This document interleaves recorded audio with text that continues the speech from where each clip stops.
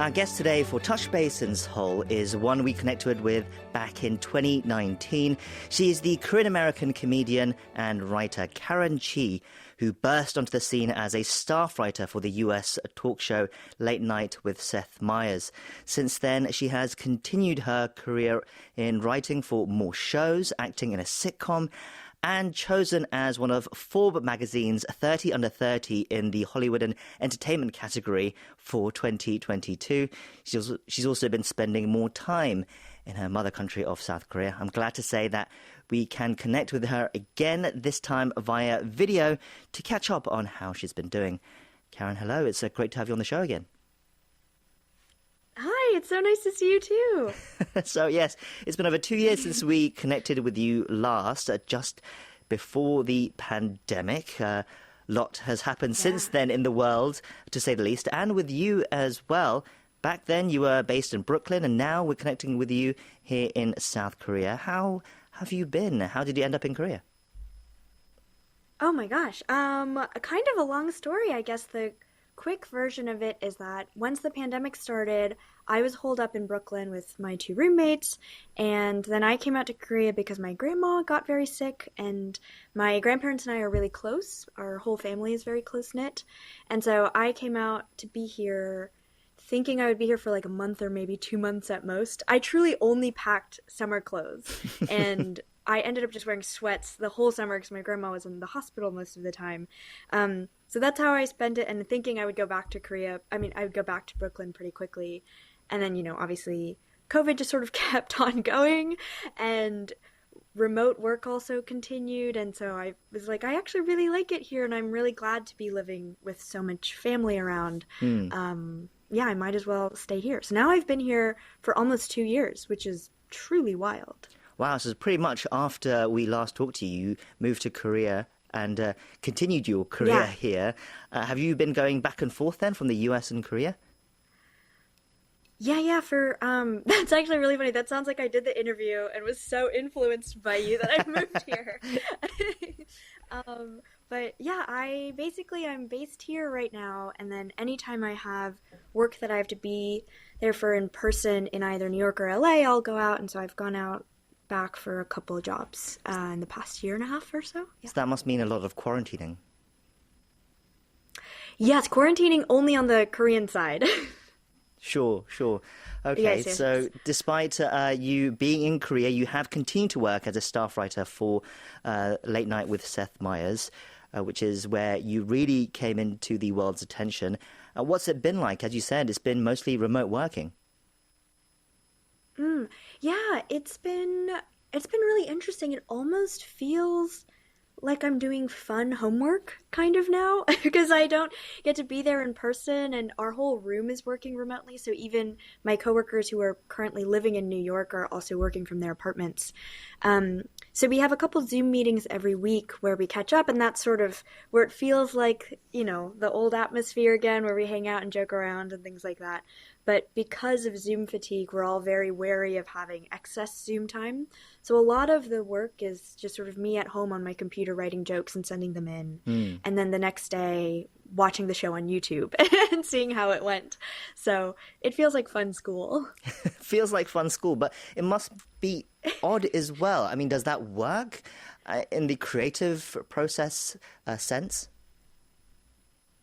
Yeah, shockingly, it has worked pretty well. I'm sure there are things that we're missing out on in terms of certain sketches or recurring bits that I think we came up with on the show previously because of the room dynamic, or because of bits we would come up with while we're just hanging out, and then that would sort of distill into a much more cohesive sketch idea. So we're definitely missing out on those kinds of things. But at the same time, I think because everyone is trying to fill their days doing new things, I think a lot of people are also sort of creatively excited by these other stimuli that's been surrounding them in their environment.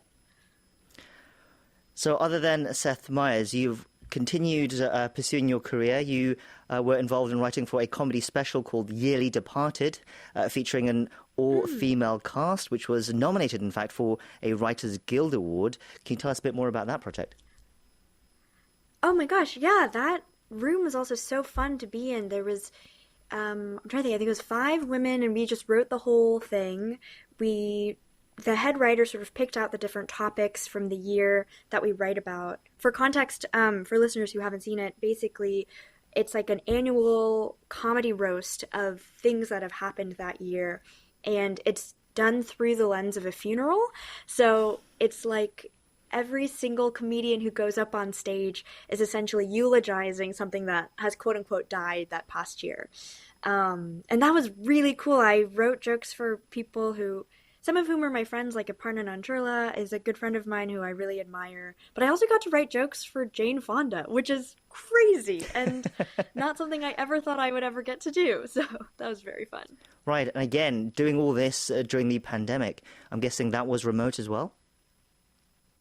Yeah, that was also remote.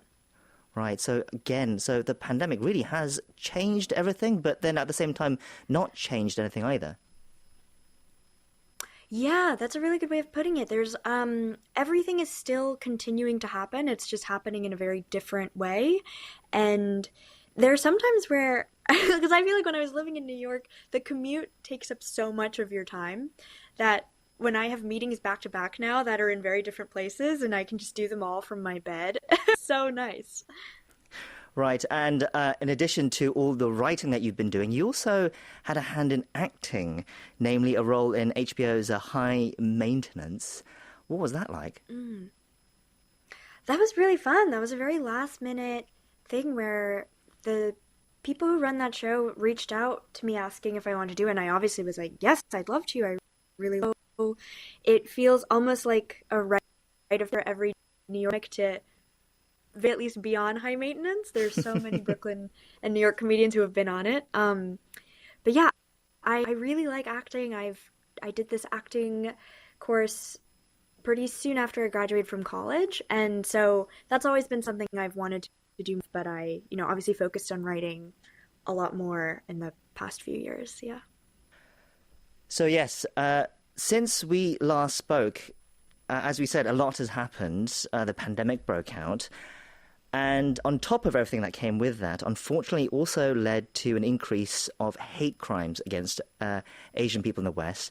You have talked about the issue during this time, particularly addressing the Atlanta, Georgia shooting on Late Night with Seth Meyers. That was in March last year, after a man shot and killed 8 people, 6 of whom were Asian women, at 3 spas and massage parlors. It seems to be that you have perhaps become more active in speaking out on these issues. Would you agree with that? Yeah, I feel like I've always been pretty outspoken on issues like that. I think the main difference is that before I didn't have a platform like Late Night, and now I do. So hopefully, can hear that. But I was really genuinely very grateful to my head writer and our executive producer and to Seth for letting me do that, because I think normally when we do segments on the show, even sort of politically inflamed in some way, it's really required that you have to have jokes. Still has to be funny because it is a late night comedy show. And when it came to this one, I wrote to them being like, hey, I actually don't want to make jokes. I don't think there's anything funny about the situation. I think if I accidentally crack jokes about it, it will make the situation seem too lighthearted when actually it's something verifying. And they were really game for that. They were super understanding and said, you know what, you should present this in the way that you think is best. And so, yeah, I was really grateful for the opportunity to be able to say that so publicly. I'm also really grateful that people listened to it too. Right. I mentioned last time that you seem to wear your Asian American identity quite lightly in your comedy and your work. But I'm guessing with the events that have happened over the last couple of years, that's made it perhaps feel a little heavier, that considering what's happened, it can't really be helped to be taken lightly. That's such an interesting question. The reason my Asian American identity feels quote unquote light to me is because I'm really happy about being Asian American. Like I have a big trauma or anything about it, or I'm not ashamed of it in any way. And I love that being Asian American connects me to so many other people and cultures, and especially my Korean culture and my family here and everything. And so I've always thought of it as a very light and positive thing. It is very scary to feel a target on your back because of your race and because of something that is also clearly not any Asian American's fault in this situation. And yeah, I think in that sense it does feel darker, but Mm.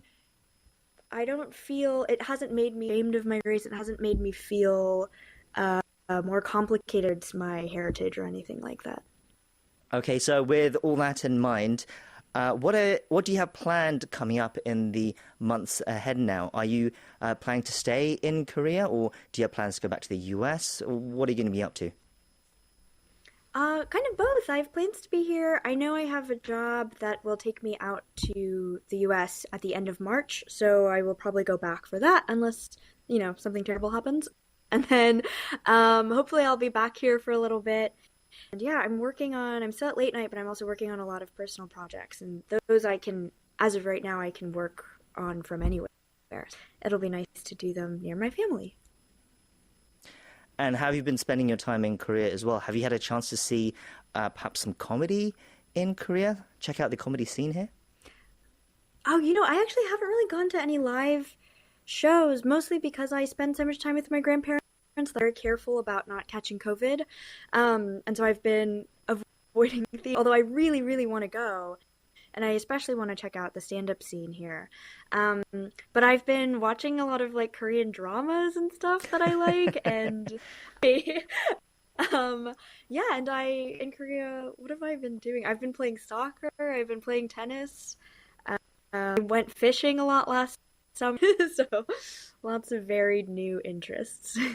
Sure, and from the sounds of it, then your grandmother is doing better as well. That's where you Yeah. originally came, you said? Yeah. She is doing a lot better than any of us had expected, so we're very grateful. Thank you so much for asking. That's so nice of you. Well, I'm glad to hear that she is doing better, and it was a delight to have you back on the show again. Thank you for updating us on everything that you've been doing, and we'll continue to follow your career and cheer you on as well. We've been speaking to comedian and writer Karen Chee. Thank you once again for your time today. Thank you. Thank you so much for having me.